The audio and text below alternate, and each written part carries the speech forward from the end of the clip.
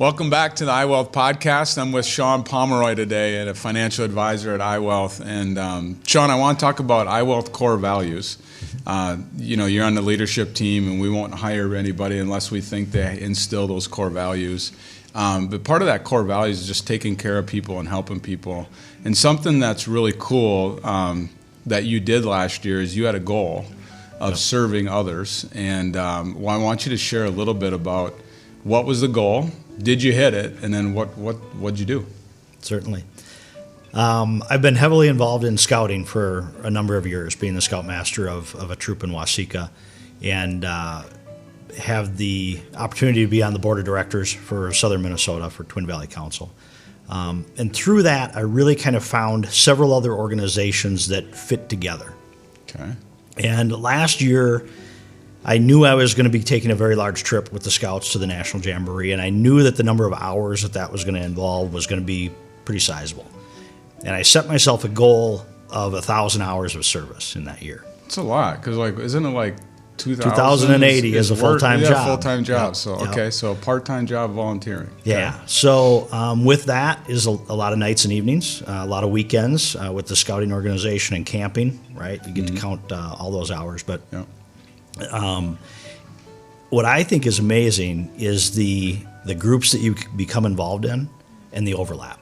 I mean, the people that you see in group after group is rewarding. It's fun to be with those people, so it's easy to dive in and keep serving. I mean, is it the 80-20 rule, Shawn? Is it the whole, 20% of it is doing 80% of the lifting, and do you see that from organization like?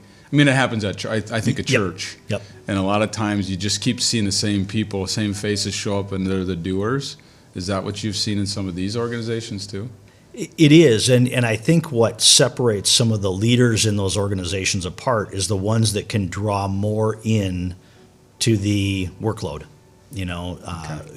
Can get a volunteer to go from attending to really participating, to really stepping up and putting in some of their own, time and energy into it instead of just absorbing the material from it. Mm-hmm. So 1,000 hours, maybe a top 2 things that you did that was really cool that come to mind with the volunteering you did last year.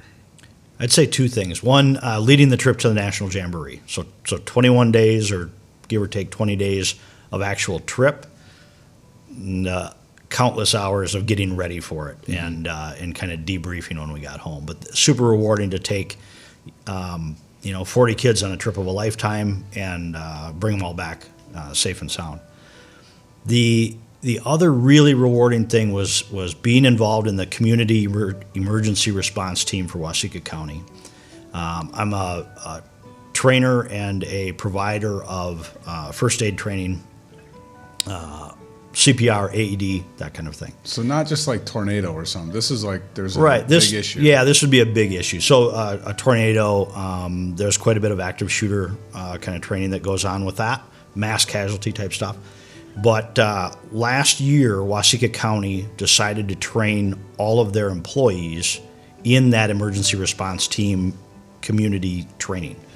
And I was able to provide some of that first aid training for them, especially an overview and some insight into the CPR and AED and really giving them some more tools. That's cool. That's really neat. Yeah, so I don't know of anyone else that had 1,000 hours last year. That's so cool.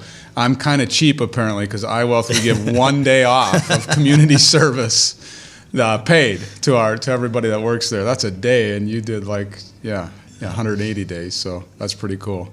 Well, great job. We'll look forward to seeing what you do this year. Sounds good. Take care, guys. Have a great day.